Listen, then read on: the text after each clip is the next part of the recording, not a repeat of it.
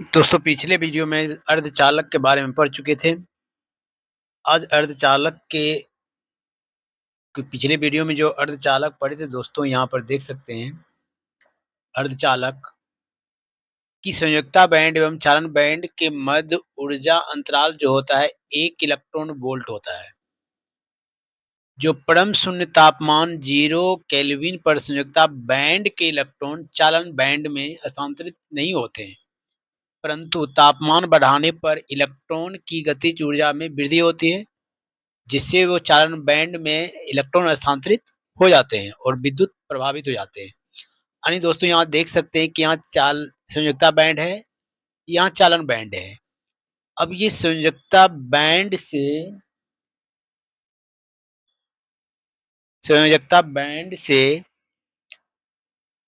से इलेक्ट्रॉन स्थानांतरित हो रहा है। ये इलेक्ट्रॉन स्थानांतरित कब होता है दोस्तों? जब हम तापमान में वृद्धि करते हैं। जब तापमान में वृद्धि कर देते हैं तब वृद्धि होने पर इसका संयोजी बैंड का इलेक्ट्रॉन इसमें स्थानांतरित हो जाता है।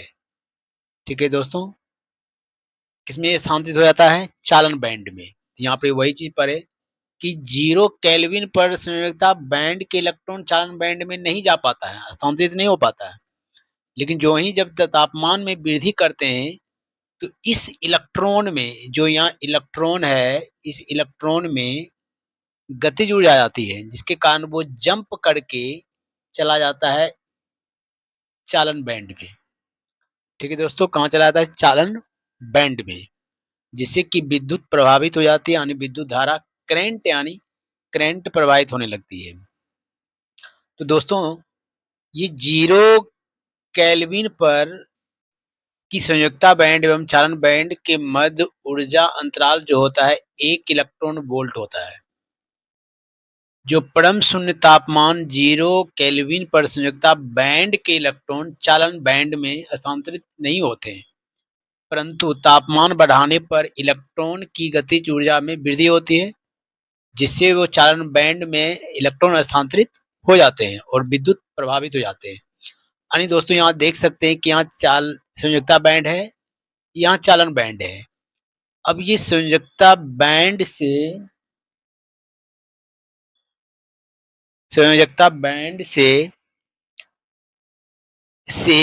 इलेक्ट्रॉन स्थानांतरित हो रहा है। ये इलेक्ट्रॉन स्थानांतरित कब होता है दोस्तों?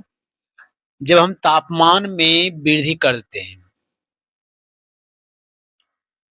जब तापमान में वृद्धि कर देते हैं तब वृद्धि होने पर इसका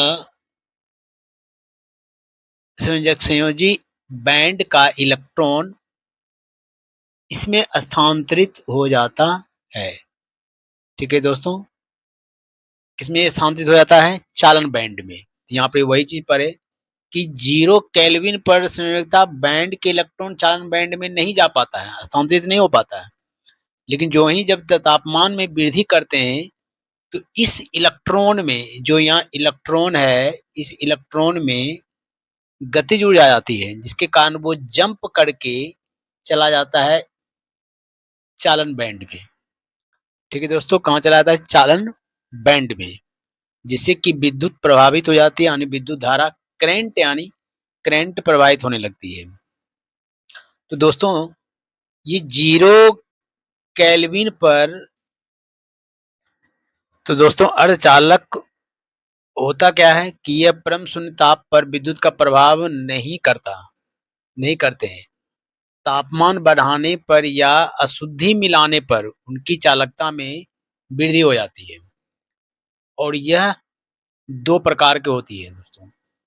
एक है दोस्तों, नाम है इसका नैज आंतर अर्धचालक, और दूसरा का नाम है बाह्य अपद्रव्य अर्धचालक।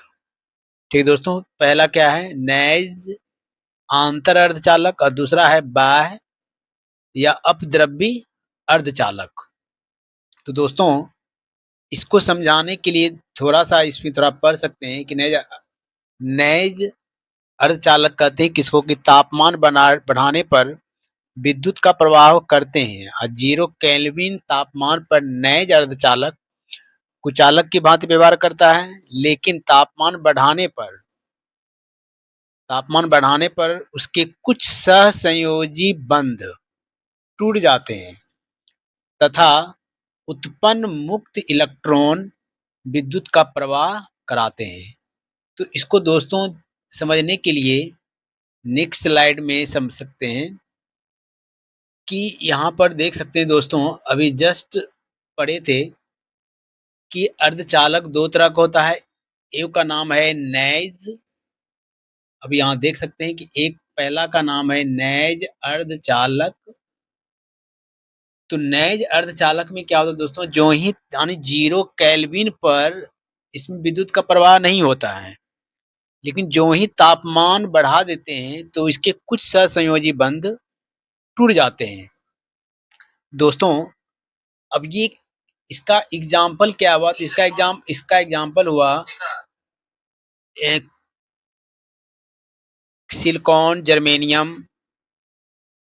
सिलिकॉन हुआ, जर्मेनियम हुआ, और यानी कार्बन फैमिली के जो भी तत्व आते हैं दोस्तों, उसी को बोलते हैं अर्धचालक।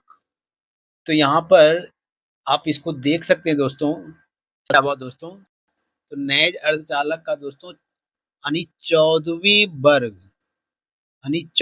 वर्ग के एलिमेंट 14वें वर्ग के एलिमेंट कौन कौन से हैं, हम इसको याद रखते हैं दोस्तों।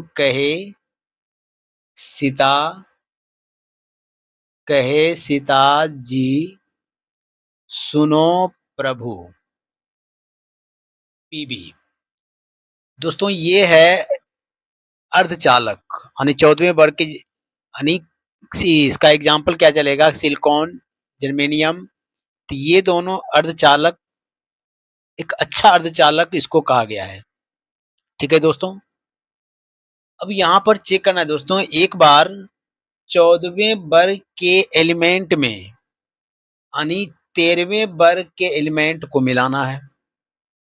13वें वर्ग के यानी 13वें वर्ग के एलिमेंट को मिलाना है। 13वें वर्ग में कौन कौन आता है, तो हम इसको याद रखते हैं। बैगन, आलू, गाजर एंड थैला। ठीक है दोस्तों, और एक बार 14वें वर्ग के एलिमेंट में मिलाना है 15वें वर्ग के एलिमेंट को। 15वें वर्ग के एलिमेंट को, तो 15वें वर्ग के एलिमेंट कौन कौन सा है, नई, परोसन, एसोरिया, से, एसबी, ब्यूटीफुल। ठीक है दोस्तों,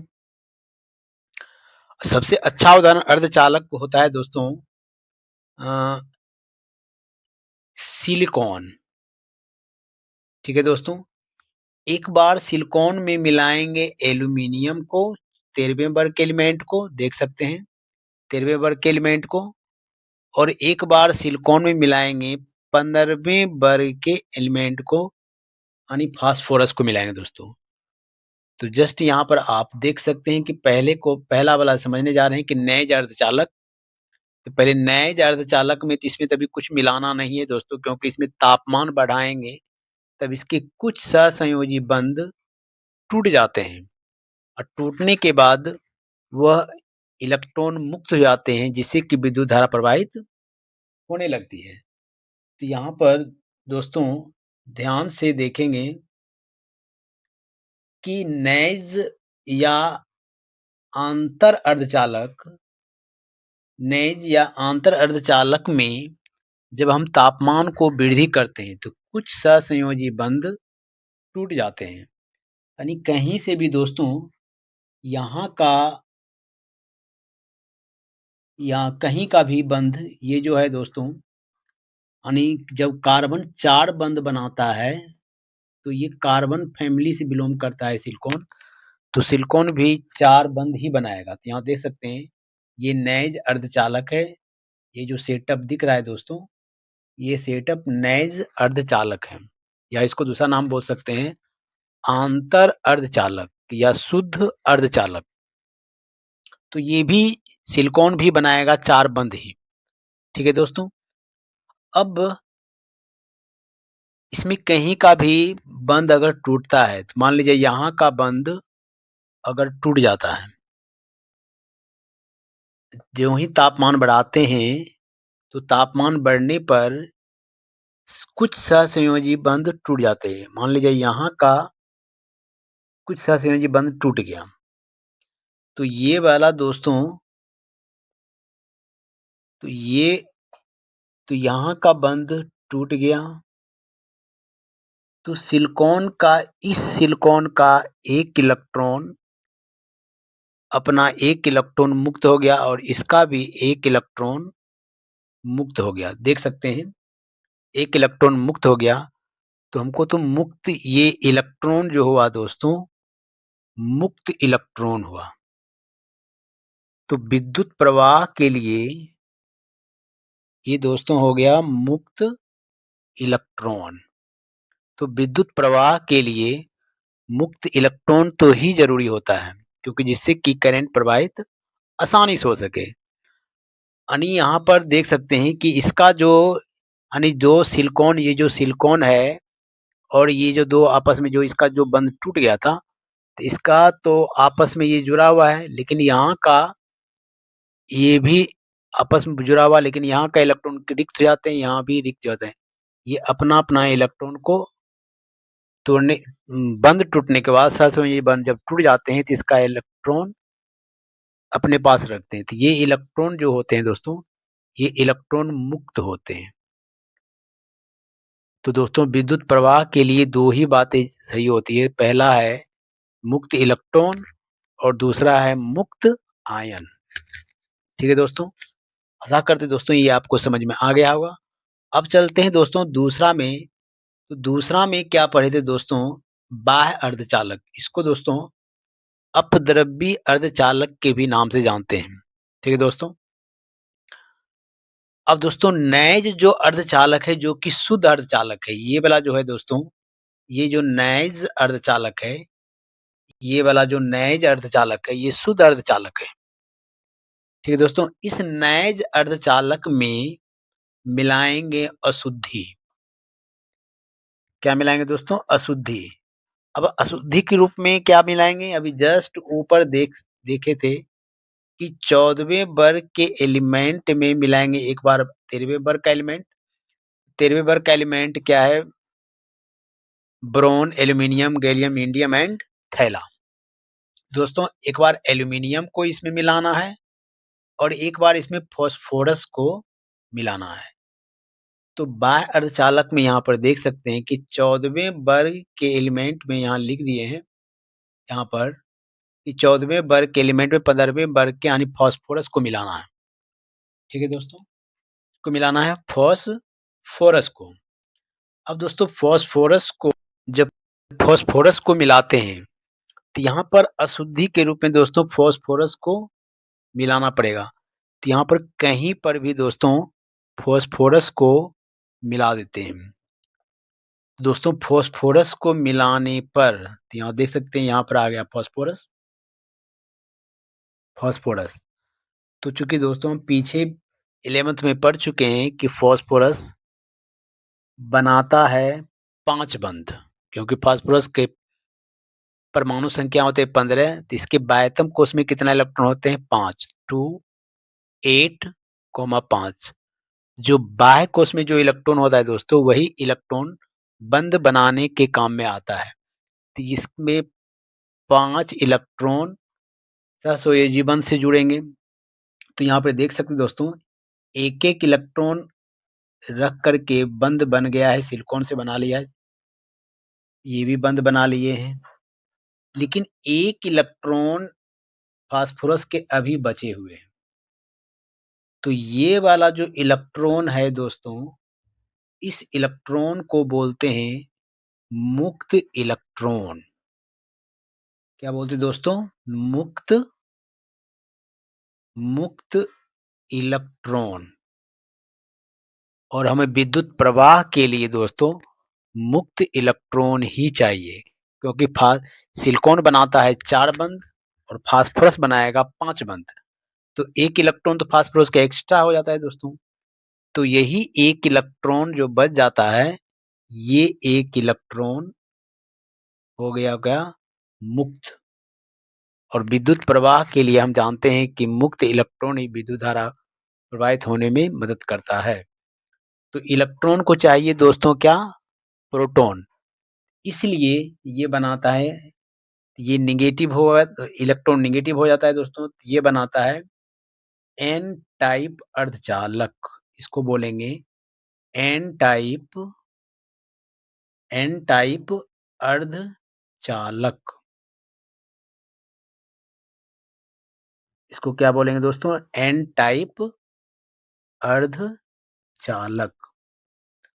अब दूसरा है दोस्तों कि दूसरा में क्या मिलाते हैं? तो 14वें वर्ग के एलिमेंट में मिलाएंगे दोस्तों, यानी 14वें वर्ग के एलिमेंट में मिलाएंगे 13वें वर्ग के यानी एल्यूमिनियम को।